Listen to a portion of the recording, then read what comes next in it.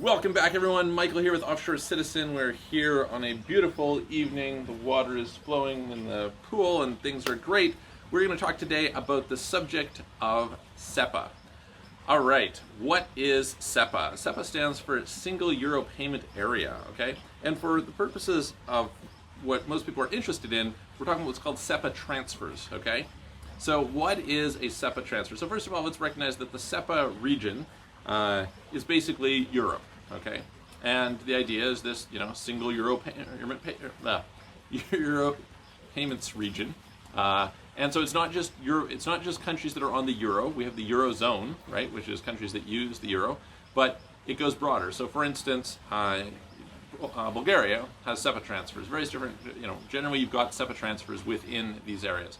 And why is this important to you? Well, if you think historically, you would have kind of three ways that money would get transferred. Of course, you'd process credit cards. That's expensive, and there's a settlement time usually of several days to a week, that sort of thing. Sometimes rolling reserves, it's a pain to get set up. It's not good for peer-to-peer in terms of people. You had something like wire transfers, which were expensive, and it would be good for cross-border. And then usually within a country, you would have some sort of a domestic transfer system, right, whether ACH in the US or whatever it is. And now those are getting really, really good in a bunch of places. We have UK faster payments. We have a settlement system coming into Hungary now. It's like 3-second settlement, things like this. So that is improving. But between countries was expensive. And so a number of years ago, maybe around 2014, 2013, something like that, they brought in SEPA transfers, okay?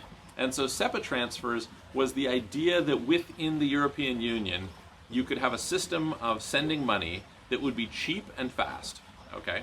So it's kind of an alternative to the SWIFT system. SWIFT is the normal wire transfer system that's used internationally, and it really does help things quite a bit. If you want to be in a situation where you have to pay a bunch of people, if you just think, say you're employing people in some Eastern European country and maybe they're not making that much, and your wire transfer fee is $45, well, that's a big fee compared to what's being earned, right?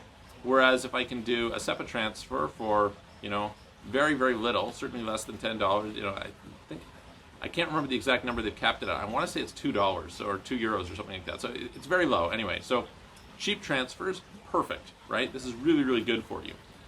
What this reflects in, and is sometimes important to clients, is sometimes when we're working with people, due to who they're working with, they want to be able to have companies that have access to the SEPA region. So for instance, I was talking to somebody from South Africa the other day, and they're in a situation where they have a foreign company, but due to the people they're doing business with, they need to have access to SEPA transfers. So they're saying, hey, listen, where can we get set up with banking within the EU that allows us to have SEPA transfers? It's very important to our business. So that's it's something to consider as you plan your banking out. It's one of the reasons that in theory I like certain parts of Europe for banking. Unfortunately, it's gotten really hard to bank in a bunch of areas of Europe, so there's kind of some disadvantages there. But if I was to rate, what are some advantages of, say, banking in some EU countries at one of the major banks, or even an EMI, versus banking in, say, Singapore or Hong Kong or something like that, this would be one of those advantages. So anyway, I hope that helps. It just kind of explains to you that it's an alternate payment transfer method. It's fast and cheap, but it's only within this SEPA region, right, which is basically the EU, really, and so not applicable to everyone, but when you can take advantage of it, it's a pretty good option. So anyway, hope you like that.